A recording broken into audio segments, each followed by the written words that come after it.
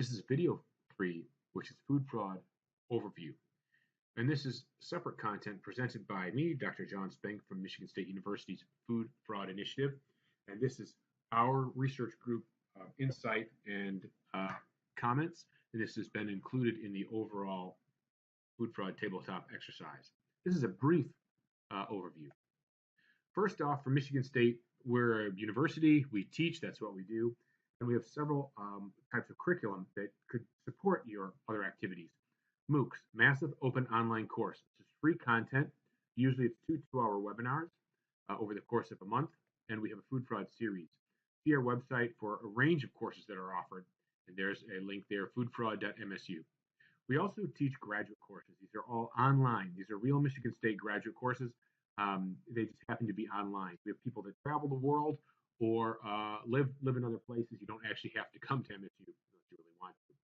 If you take 4 of those courses, then you can earn a graduate certificate in food fraud prevention. This is within our food safety program. This is usually for people that are trying to build the base education and knowledge to become expert in this area, to get really an insight. And those credits can be rolled into a Master's of Science in Food Safety, real Michigan State Masters of Science. It doesn't say shorter terms on it, and our website is there. Looking at U.S. food laws and specifically the EMA term, this is something that's been really confusing for a lot of people. It starts out with a simple concept of the term, the idea, the words, but then there are some other details that are important to discuss. First off, economically motivated adulteration with the abbreviation EMA. The official FDA working definition was created in May 2009, and it's ongoing. FDA has not updated this. In fact, only a short while ago, a couple months ago, 2 months ago, FDA in a presentation confirmed this is still their working definition. It's a substance for economic gain with a health hazard. Those are 3 important components of this. So stolen goods would not be a substance. That would be genuine product. A product that doesn't have any economic gain to it, then that wouldn't fall into this category. But also something that's really has a lot of confusion is a health hazard. And if you're addressing FDA, you do need to use FDA's definition. That's just a given. To not is really illogical to the point of possibly dangerous.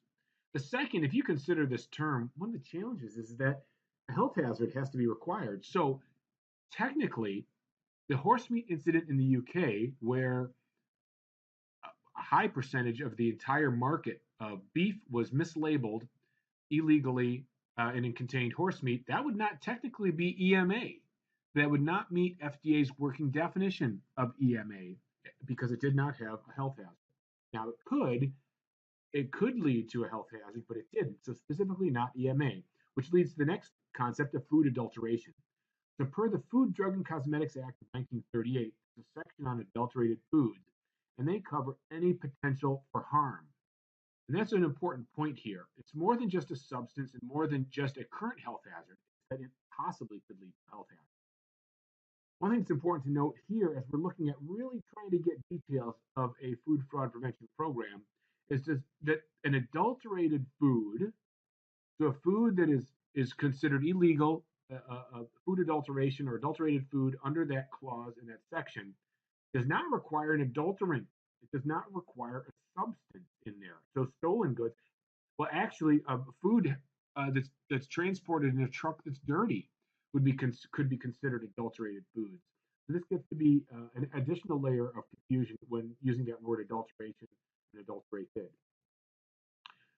We also need to consider that most times when there's fraudulent act discussed in Food Safety Modernization Act or other places, is they talk about adulterated and misbranded foods. Now that's not the same thing.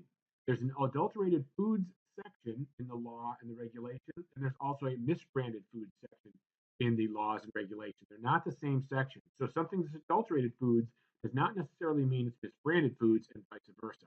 So other actions that are fraudulent but specifically not under the adulterated food section.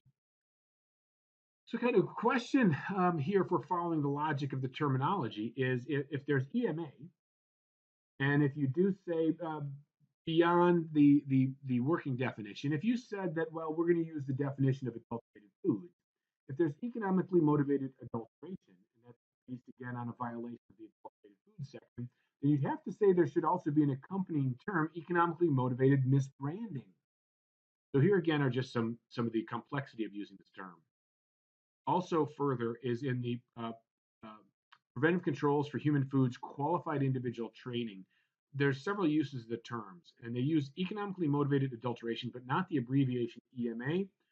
Whether that's significant or not, there's been no formal comment. But they also use the phrase economically motivated hazard, which that is clear because a hazard is clearly defined. An economically motivated food safety hazard. So beyond some other type of hazard, it's identified specifically a food safety hazard. So when you see all these different terms for EMA, this is something that's in the law. But overall, food fraud has been a term that would definitely cover both adulterated foods and misbranded foods, and then that also reduces the discussion or translation issues of whether adulteration food does or does not have an adulterant substance. So defining food fraud, what would be used is a specific slide here. Overall, it's deception using food for economic gain. That's short and clear. That's also, we've used words that are simple to translate.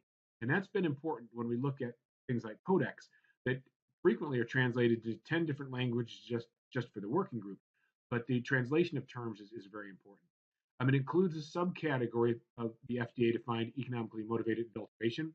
And we mentioned there that FDA does currently define EMA as a substance. This broad definition of food fraud and the use of the term food fraud is consistent with other activities such as the Global Food Safety Initiative, the European Commission, the United Kingdom, ISO, China, and others. The motivation is economic gain. The difference between food fraud and food defense, while they both are intentional acts, for food defense, the motivation is traditionally harm or terror.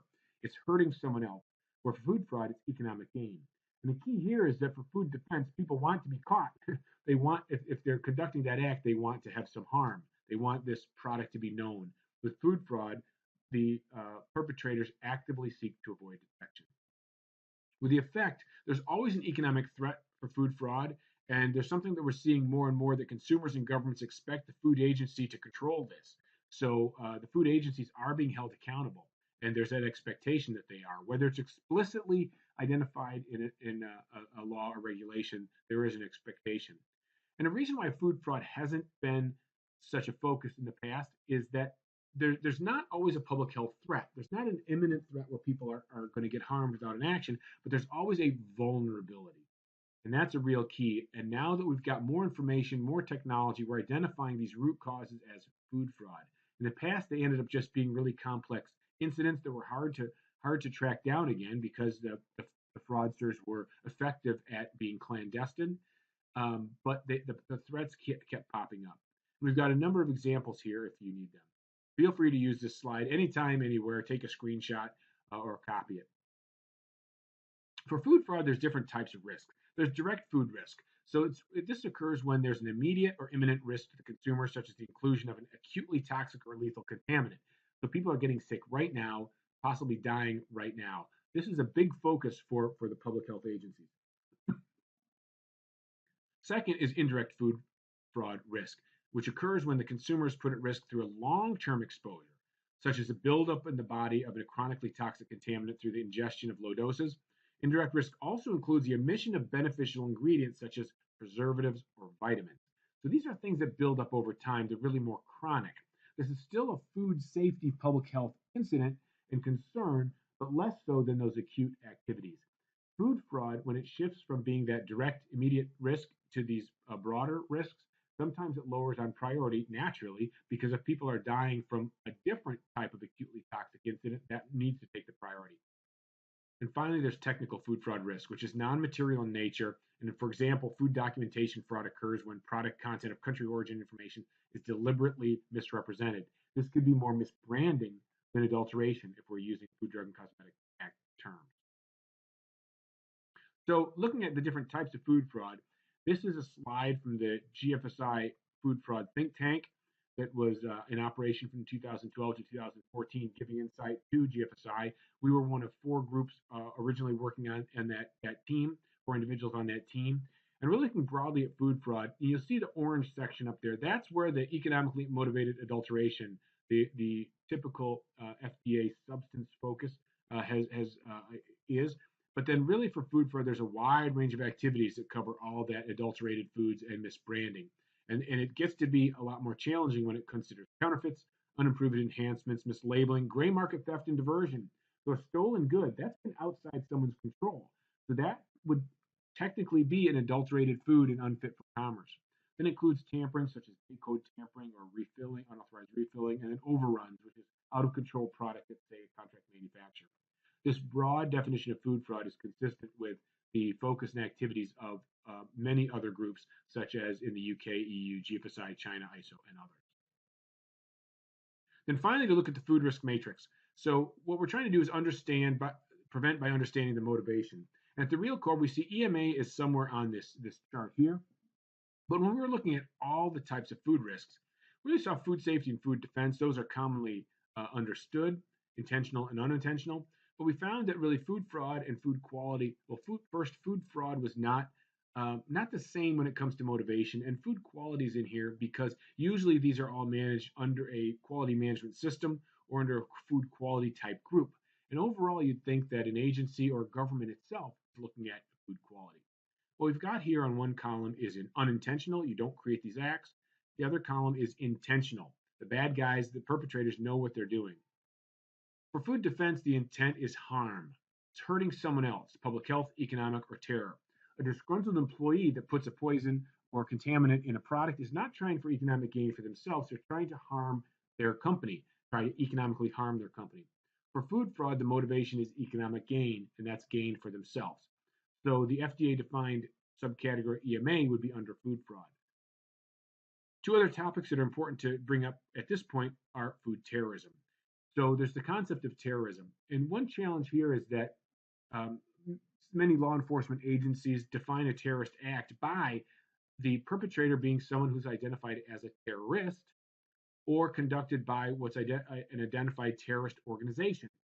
So a anarchist or other type of disgruntled citizen that's not specifically identified with a terrorist organization may not count as a terrorist, and their action would not count as terrorism.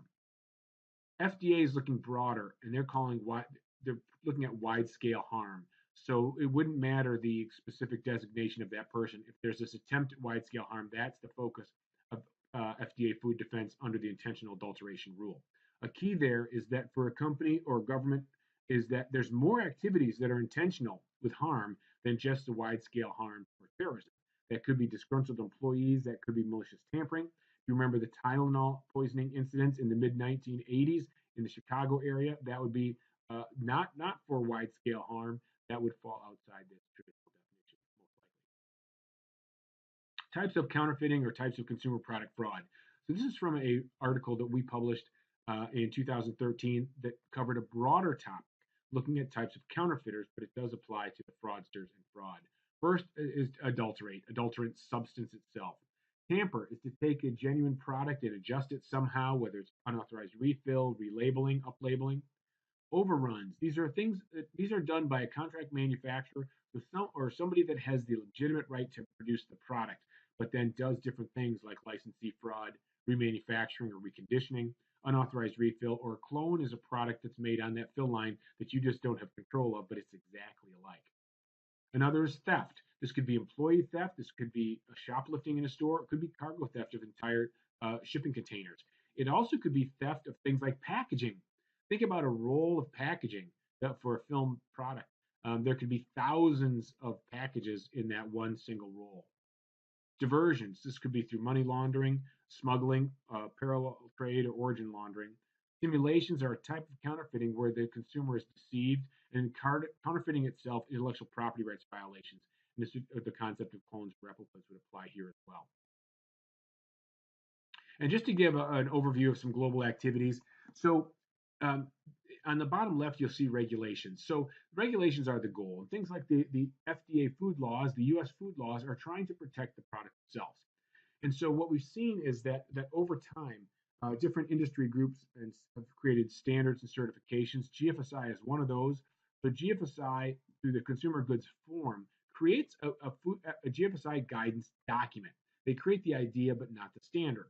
And GFSI is requiring food fraud to be addressed in those food safety standards. So a company themselves sets the expectation of what their supply chain will have in their systems. Second to the right is the standards. So there's companies that create standards. There's a big list of people there. They will take the GFSI guidance and create a specific document. Then the manufacturers and brand owners, they do it.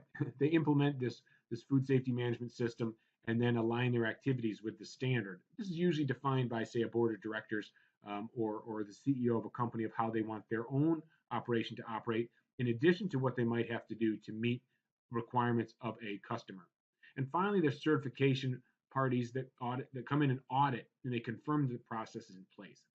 Now, when we look overall at the process from a government standpoint, the government's trying to protect the supply chain.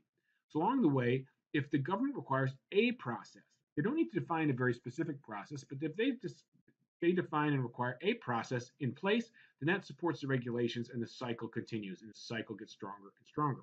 So if you look at some of the regulations or requirements for food fraud or under the Food Safety Modernization Act, basically you have to identify all hazards and then implement control plans for those hazards that require preventive control.